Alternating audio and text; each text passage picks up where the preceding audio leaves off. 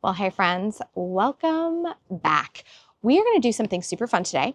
We are going to build a container from scratch.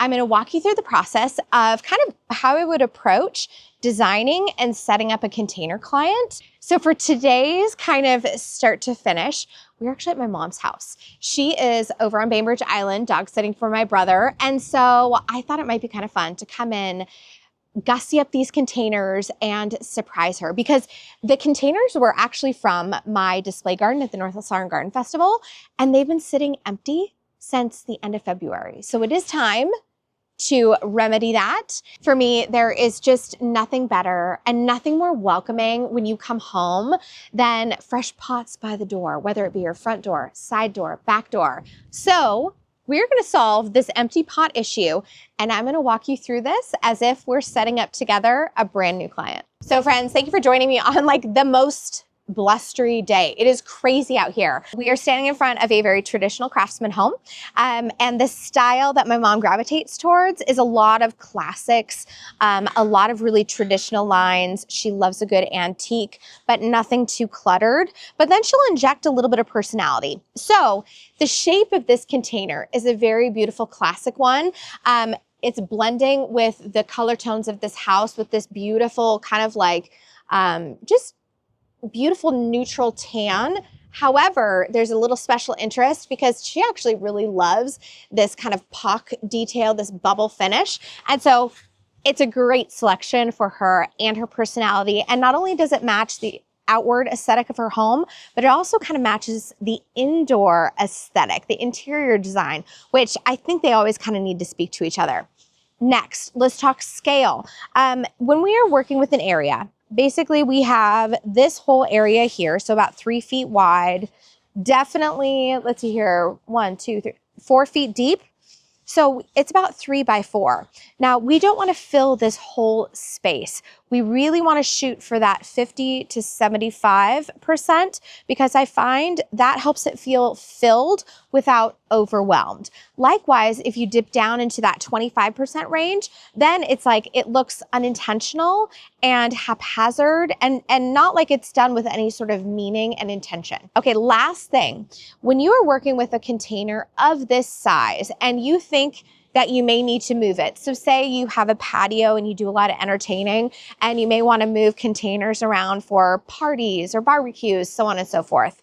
You definitely are going to want a plant caddy. In terms of a plant caddy, I actually don't buy a lot of them. In fact, this is the only brand that I buy, and I will have this linked in my Amazon store. It's one of my favorites. And essentially, is this the cutest? No. But is this really one of the only ones of quality that I'm willing to put my money behind? Yeah, it kind of is. Something like this is rated to hold 500 pounds. And when you fill something like this with rock and soil and plants, if you don't have something that is rated to hold several hundred pounds, you're just in for a world of hurt. So do yourself a favor, get a solid plant caddy, not one of those little wire decorative ones that will fall apart in a season or two. Okay, I want to go through some basics, just some no-brainer items that we are going to need in terms of filling our containers. First of all, you need a hole in the bottom. Of course, there's some exceptions. If you're using like a self-watering container, you might not have a hole, but if you're using a traditional pot, get a hole in the bottom if it doesn't already have one. Second, you need drainage. And so for that, I always do my drainage taco recipe. I will link to that below. Super duper simple and easy. You need landscape fabric and some rock. Boom, there's your drainage. All right, let's talk about filling this container. You're gonna wanna use a high quality potting soil. So potting soil, not topsoil, not dirt from the garden, potting soil, that's your jam. And also, I know a lot of people like to put things in the bottom of the container, and I have a soft spot for that because when I was young and broke with tiny babies, I would like fill it with all sorts of empty like milk jugs, this, that, and the other thing. But now that I'm older and I know better, I can do better. And so fill it with potting soil, top to bottom. thank me later. Final note here, when I'm doing an installation where I have multiple containers that I have going in, a lot of times what I'll do is I will actually run a potting soil calculation so I am prepared before I go to the job site. I never want to make multiple trips when I'm at an installation.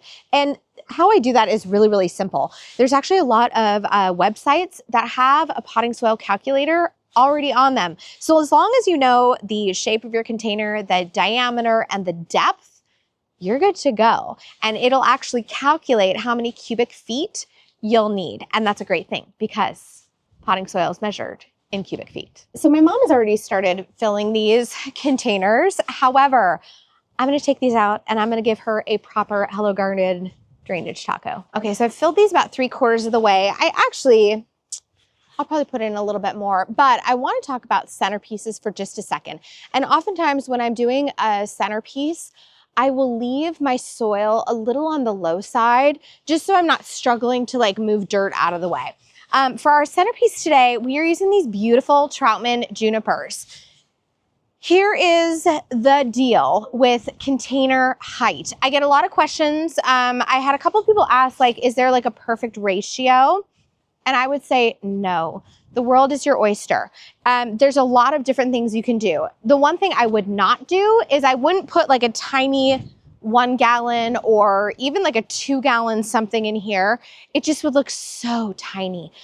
For a container this size, you really want like a beefy 3 gallon or a 5 gallon. You could also do a tiny tree in here and it would be gorgeous. But when I'm selecting a centerpiece, I'm actually going to be using the Trautman Junipers from the show. And there's a couple of different reasons why. First things first, there's actually a lot of stairs leading up to my mom's front porch. And if I don't have something tall and kind of stately here, it'll get lost. You'll never see it from the street when you are coming up to her home. Second, this is a very traditional house. And so I'm choosing, I think, kind of a traditional triangle shape. For some reason in my head, I like the idea that we're going to bring some kind of triangleness here, and it might even interrupt a few of these lines on this beautiful custom handrail that is surrounding the front porch. So we've talked shape, we've talked size. Now I'm actually going to talk about the selection that I've made.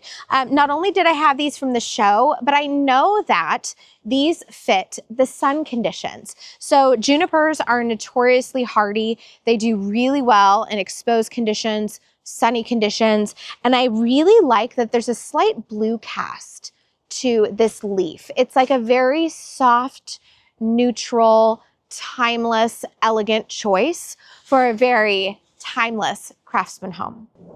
Now, these are still a little bit low, so I'm going to put in another thing of potting soil. However, I am going to actually, kind of after we wrap, I'm probably going to stake this, because if you have not noticed, the wind is whipping. I think we're probably going to get a storm today.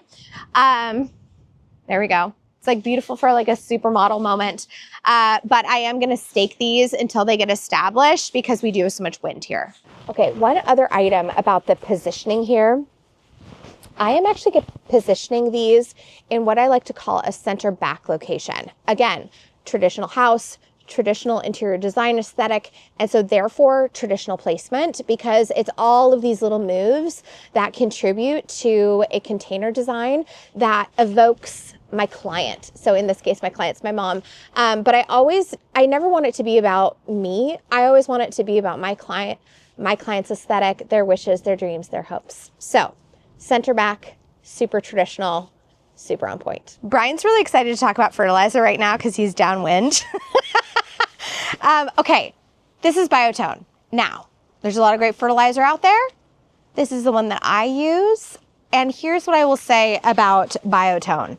I just measure a couple like little handfuls and then I mix it into the soil. And what's really interesting is I've noticed my containers this past year have held on really, really well. And that means that I've been really working hard at the soil health in each one of those containers. And I feel like Biotone is really helpful in getting that root structure off to a very good start. So I do a little bit of fertilizer here. This will get me through the first couple weeks. And then you probably want to do a liquid, say like twice a month, 4 times a month if you're feeling like extra gusto, but every other week for me, I think is like fine. All right, friends, it is mid-story time. So we have our centerpiece. She's gorgeous. Next, we work on to our mid-story. Now, our mid-story is something for a container like this. I'm gonna do something that's probably in a quart size. So just for reference, this is a quart size as opposed to a little tiny 4-inch, right? You want something that's a little bit bigger. On a container of this size, I like to add a trio of mid-story elements. And my mid-story is not gonna be my little color, it's not gonna be my trailie bits, it's gonna be something that's gonna add nice volume, okay? And what I typically like to do is I like to contrast my shapes, both in leaf shape, texture, and form that my plant takes. So, this guy is a Heuchera. This is Forever Purple. It's adorable. It's lovely. I love to use this one because I think it adds some just nice drama and depth, and it's a way to add color without adding a floral.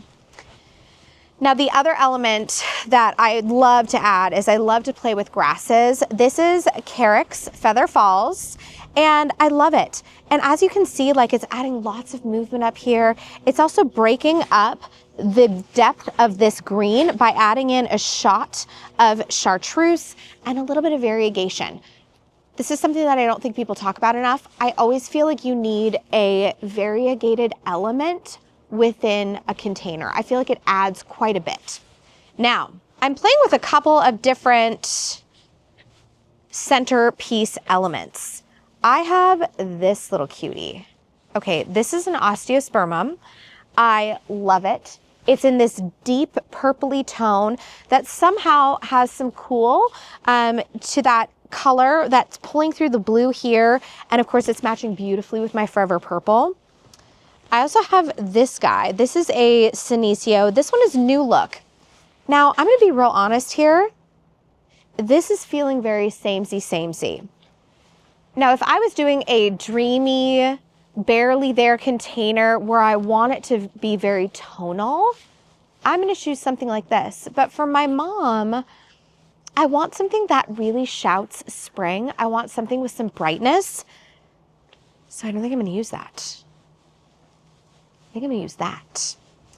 Now, I have a couple other things here that I've been playing with that just to give you an idea of how you can build out a container like this. This is a little tiny Euonymus. This is like a shrub, right? This is emerald and gold. And one thing I'm playing with is actually tucking it right here in the middle, because watch what happens. If your center of your container is starting to feel really dark, like you need some more depth and dimension, this is actually a really good way to do this. Do you see how just like a tiny shot of that like variegated element all of a sudden brightens up the middle of this? The other thing I might do is I could put it over here because it'll pop my Heuchera. So right here, the other thing is when you look at these two, you're contrasting leaf shape and leaf color. We've got kind of a flat leaf here that's big and rounded. This is a tiny leaf that's variegated. So we're creating a lot of tension by placing very dissimilar objects together. The next thing that I played with is I actually have some of these adorable white tulips. I need to stand back and I need to look at this because I'm not sure if this is where I'm headed. You know, I actually feel like I could do them back here. I also played with adding them right here in the middle, but do you see how this leaf just perfectly matches the juniper? There's something about this that I didn't like. So I'm gonna take that away and I'm gonna add these sweet little tulips kind of back here because again, I'm contrasting the foliage here, so it actually tends to work a little bit more. The other thing, I am showing you this white one because it's bloomed out and it's pretty. But I will show you what I actually am going to choose for my mom is this one, because this is a tulip. You can feel in here that the bud is really developed. And I know for my mom, if I put this in here, she gets the joy of watching this one come to bloom, whereas this one will probably fade in the next couple weeks. One cool thing though is they're I would look for, if you're out there shopping, I would look for a pot that is either not bloomed or only has one of them blooming, because you just get much more longevity. And by the way, this is a tulip called Calgary, and this is the exact same tulip. It's a beautiful white. So I think I'm gonna opt for this one for my mom. Okay, next, we're gonna move on to our color story. And this is where we get to have a really, really fun play. First and foremost, look at that Bacopa. That is so fresh and it is so lovely. And what I love is that it's gonna pull the white here straight down to the front. So I'm loving this one. This one is a Bacopa called Gulliver White. And I actually use a ton of Bacopa in my work. It's very flexible. It can do part shade. I mean, really a good one. So it's time to move on to color, and this is where I'm actually kind of struggling because I can take this one of two ways, and let me show you what I'm working with. Okay, the first way I can take this is where I feel like I'm designing a container for myself because I'm obsessed with a beautiful, deep purple, crisp whites. Like this to me is singing my song. It's like we've got white. We've got this moody purple. I'd even put another white over here to break this up. Like this is probably what I would do for myself, quite frankly. I think it is just the best. This is a Frizzle Sizzle, I think it's raspberry. Yep, Frizzle Sizzle raspberry, and then this is just a Delta white, and this is very fun, very fresh. But I'm thinking, my mom really loves like a fresh spring green, fresh spring yellow. So let me show you the other choice that I have to play with, and we'll see what we come up with. This is another really fun one. I think this actually might be the move. I don't think it goes very well with my osteo. I mean, it goes okay. Let me kind of stand back and look. Oh, there's something so bright and happy about this. Let me actually play with one other thing. Let me bring this back in. That doesn't feel like full enough for me. Okay, let's bring that guy back in. I think this actually may be the direction we head, and I'm gonna tell you why. My mom loves a yellow for springtime. And I have a couple of really fun ways that we can also accentuate this Viola. This Viola, by the way, is called Etain, and it is just, I think, one of the best Violas out there. And what I'm adding here is this is a little tiny Vinca. I think this one is called Ralph Shugert.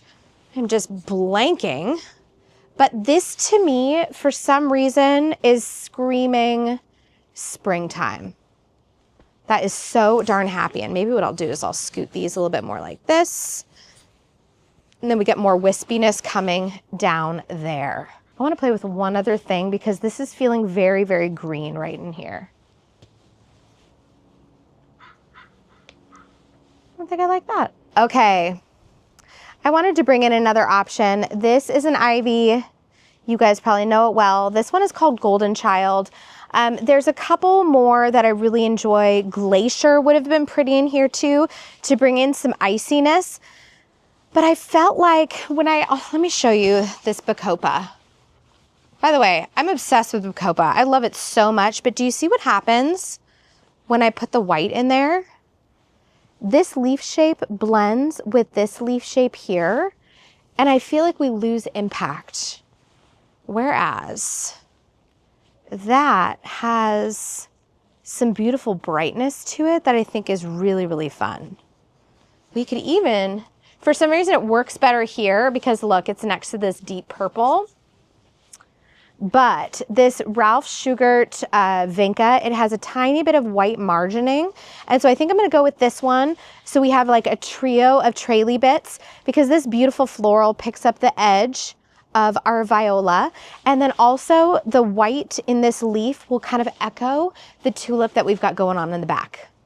Okay, I'm gonna pop this in and then we're gonna repeat it on the other side.